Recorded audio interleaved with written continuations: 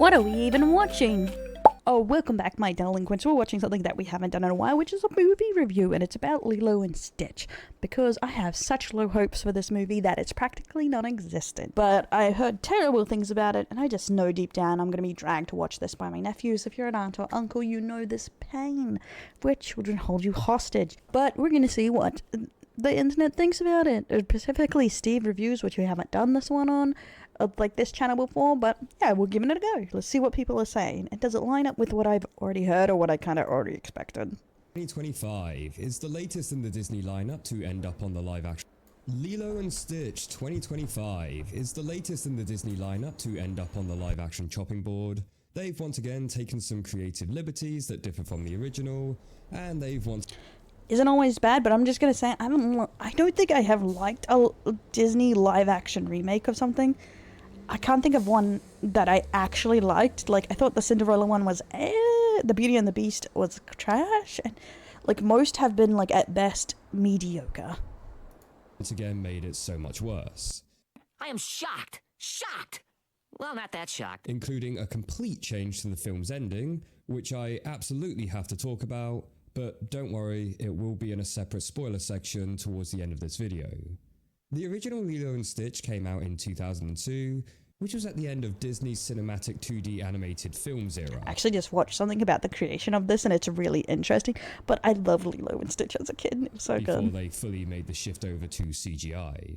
And though not technically the final 2D animated release, I would say it was the final successful 2D animated release. And so in that sense, it is kind of seen as that last farewell from a bygone era. It was a film that managed to blend intense action with well-timed comedy, but also have a simplistic, yet heartwarming focus on the concept of family and belonging. And despite being a late entry into the Disney animated movies, it managed to quickly secure itself as one of the all-time great classics, becoming such a hit with audiences that it spawned a television series, yep, I watched that, sequels, and even an anime. So, did not watch the anime, okay? The live action would come along and completely botch all of that. No, seriously, because of how the live action film ends, it completely makes all of the sequels and spin-offs non-canon. But hey, let's start off with the good, because there are some good aspects with this new film. Non-canon.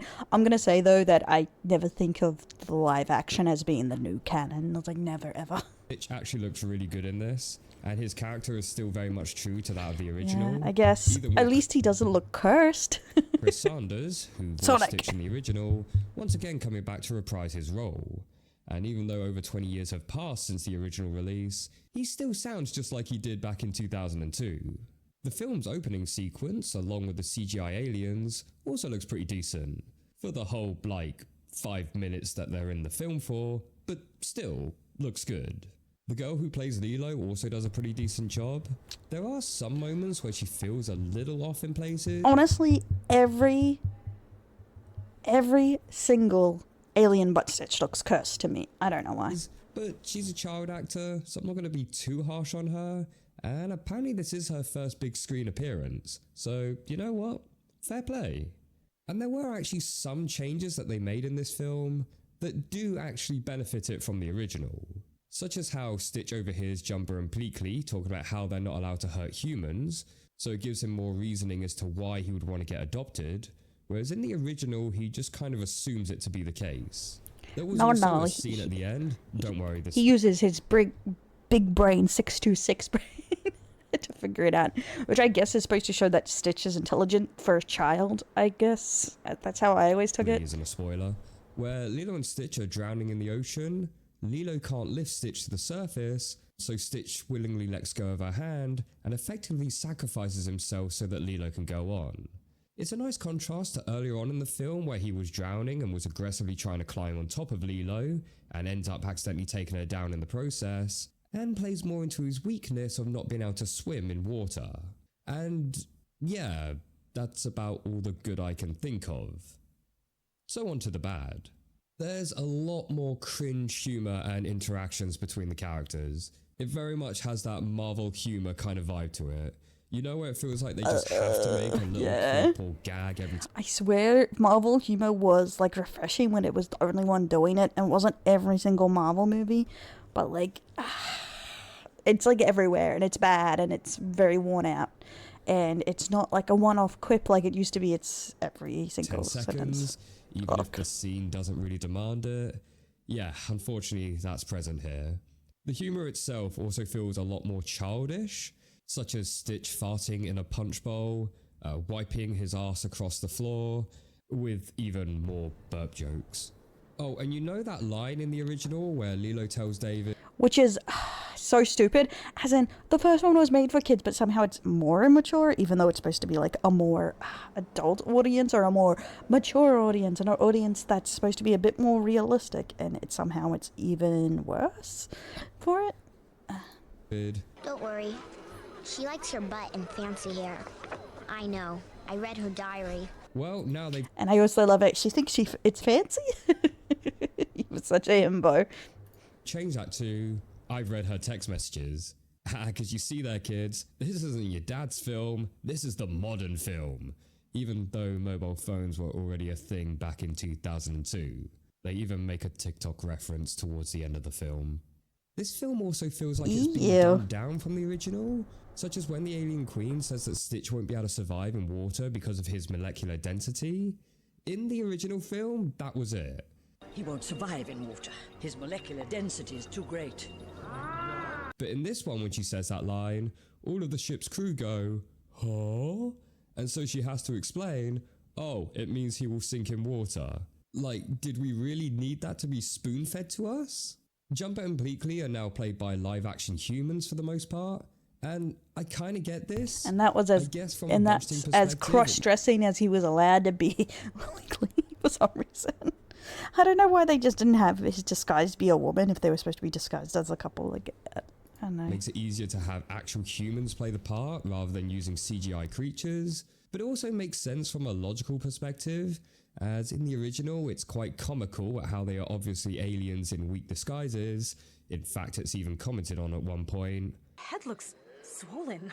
Actually, she's just ugly. But in the live action, where the world is now real, it's a lot harder to sell this and make it seem believable that these two could blend in.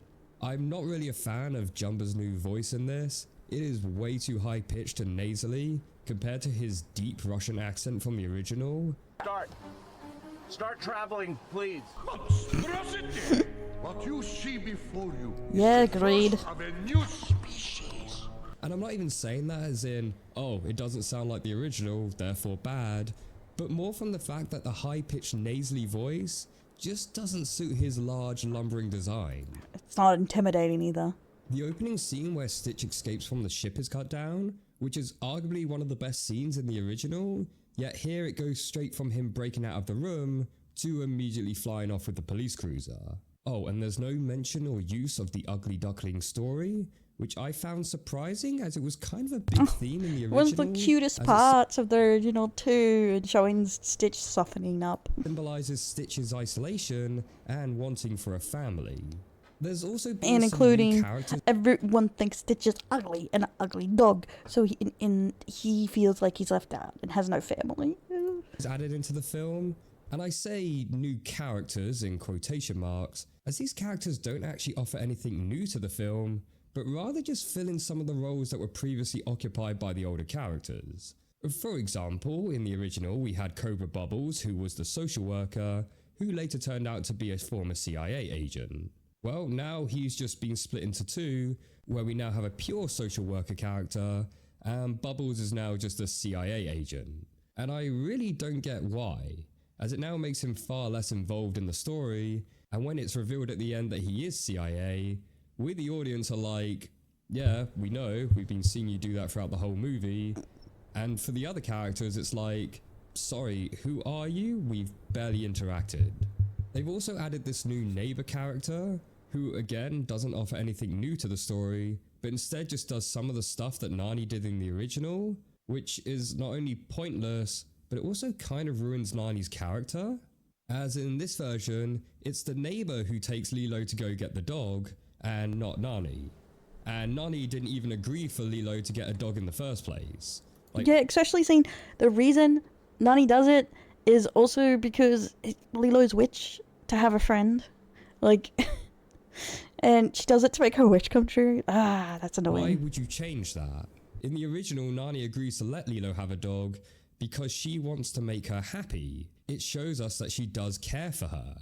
Even down to the more subtle stuff, such as the interaction where Lilo comes up with the name Stitch, the shelter worker tells her that Stitch isn't a very good name, and Nani interjects in order to protect Lilo's feelings. It's little moments like that which shows us that Nani does in fact care for Lilo, and so I don't know why they would want to take that away. Even other moments, such as in the original where Nani gets fired from her job, Lilo asks if it was because of her and Stitch, and Nani lies to her and says no, because again, she wants to protect Lilo's feelings. Did you lose your job because of Stitch and me? Nah, the manager's a vampire. Whereas in this new one, Yeah, I feel like, yeah, siblings bicker, but I don't think they're getting, from what I'm seeing here and the changes, they're not getting that. Anani is still young, but she's like matured early for her time. That she's like a mix between a sibling and a parent for Lilo, and that's kind of the part of the movie is that like she's trying to figure out what she is and how to properly raise Lilo because she is her sister, but she's also forced to be a parent.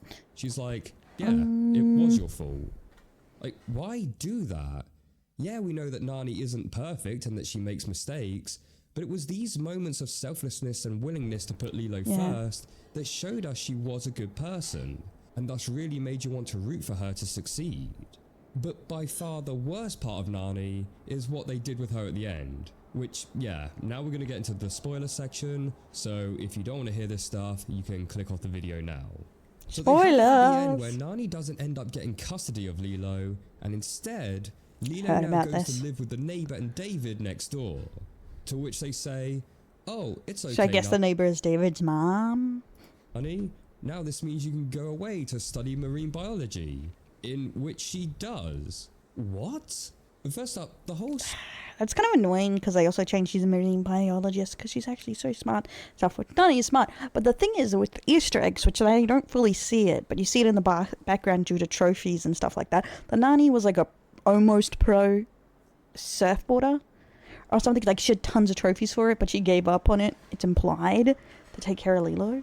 And that's why she had to grow up too quick. It's also why she struggles to find work or different jobs is because she thought she was going to be a pro athlete. So she doesn't know where she's going in that sense of things too. So I don't know. It kind of like changes Nani a bit. Subplot of Nani wanting to go away and study, I swear was barely mentioned in the whole film. But two, doesn't this destroy the entire plot of the film? Wasn't the whole point that Nani was fighting tooth and nail just so that her and Lilo could remain together? And they do try and backpedal this a bit with the whole, oh well, Nani is able to use the portal gun to visit Lilo while she's away, so technically they're still together. But no, this still ruins the entire point of the film. Because if the option of having Lilo being able to simply move next door was available, then why would there be any major conflict to begin with? It also kind of makes David's inclusion in the film rather irrelevant, as him and Nani don't actually end up together, whereas in the original he was much more like that supportive father figure. Whereas in this one he's just a bit of a bumbling comedy relief who says cringe-inducing lines like, oh yeah, I like shredding you, Nani. I mean, I like watching you shred. Yes, that's an actual line in the film. Oh, terrible. Yeah, because even through... Okay, I'm going to look like such a child, but I remember because I watched the TV series too. It's a continuous thing of him trying to prove that he's in it when it comes to committing to taking care of Lilo. Like, he doesn't want to just be with Nani. He's fine and happy about taking care of Lilo. Like, in a, like, uncle slash... Well, a brother, I guess, and a parental role. And it's like a big part of like them getting together and stuff. That he is mature. He's not just a surfer guy stuff. I don't know. It's, yeah. Can't believe they did that to my boy. And then finally, we have the biggest change of the film, and that's making the decision to have Jumba as the main villain. What? Yes, you know how in the original, Jumba agrees to help rescue Lilo, and as a result becomes like another member of the family? Well, in this take, there is no Captain Gantu, so Jumba ends up filling the role of the villain. My theory... I heard about this. I wasn't pleased. This is some bull crap. Some bull crap, I tell ya. As to why they did this is that they were trying to reduce the amount of CGI aliens as much as possible in order to reduce the film's budget. Then and why, so as a result, as everyone says, decided to why do it like that then? And also, why so realistic aliens? Like, they look so ugly. Simplify them a bit, you lazy bitches. Like, scrap Captain Gantu altogether, and then just haphazardly make Jumba the villain instead. Because, okay, I'll admit, Jumba's sudden willingness to help in the original does kind of happen in an instant. In fact, the film even jokes about this. You expect me to help you just like that? Just like that? Fine. But there were signs early on that he wasn't essentially a bad person, as he would begin to note how Stitch's behaviour was beginning to change, and how he started to become less aggressive towards him, and he even showed remorse at the fact that Lilo had gotten caught he's morally grey more, and then it becomes nicer through it all. up in all the mess. And so even though I say his jump to full-on hero felt a little rushed in the original, I'd say his jump to full-on villain feels even more jarring in this version, as he is still presented as much of the same Jumba in the first half, even with him and Pleakley still having that comedy duo aspect to them. So when he suddenly starts behaving super sinister, it just feels out of nowhere. They do kind of hint at him having some abandonment issues from his past, which is quickly uttered in a few lines of dialogue. So my guess is that if they do get a sequel, which I really hope they don't, but if they do, then I'm assuming they're going to set him up for some sort of future redemption arc. But either way, I felt this was completely the wrong decision, and it also meant that we didn't get the epic chase scene at the end where they rescue. I feel like once also, if you look up the making of this Lilo and Stitch, you can really feel there was a general lack of effort in the research of these decisions, because like once you realize how much effort went into making these decisions went into Lilo and Stitch, like they even did retreats to Hawaii to like research it. Like you can kind of feel like they made decisions because like this will be interesting or this will be different, instead of like thinking about it and the meaning behind the decisions they're making. I don't know. Lack of art in the art. Lilo from Gantu. Instead, we just simply have Stitch sabotage Jumba's ship and have it crash into the ocean. My speculation here is that the decision to remove Gantu was made quite late into production for budget reasons, because not only does Jumba's shift feel incredibly rushed, but it would also explain as to why the opening scene is so abruptly cut down, just in order to remove any scenes that would involve Gantu. Anyway, yeah, that's my thought on another live action which has been made so much worse than the original. But what do you guys think? Did you go see it? And what do you think of the creative changes that were made? Let me know in the comments Stitch does look cute in this though. below, and until the next one, take care. I feel like it's another thing with the live action could have been okay, and they just fucked it up so bad that even their idea is even like terrible, because they could have done something interesting with this. I don't know. What do you guys think? Are you watching any of these remakes? I don't know. I ditch most of these unless I have to. Like, I watch them with a family member or something. But yeah, so let me know in the comments below. Unless my nieces and nephews drag me to this, I won't be watching Lilo and Stitch. Maybe I'll rewatch the actual, like, animated one. That's probably a better use of my time. And I'll catch you next time. My Dell link. Don't forget to like, subscribe, check out the Patreon. We're going to be a couple uploads ahead on the Patreon. Same with the anime channel and all that. We'll also be trying to kick anime watch-alongs, because we can do that there, Pog. So keep an eye out for that. I'll catch you next time. With a smile she takes the fight. Buns and balls won't break her stride. Caring heart she won't hide. Up to justice, heart so pure. In cases, that's for sure. What's the sussy with the wink? Till the comics back I sink.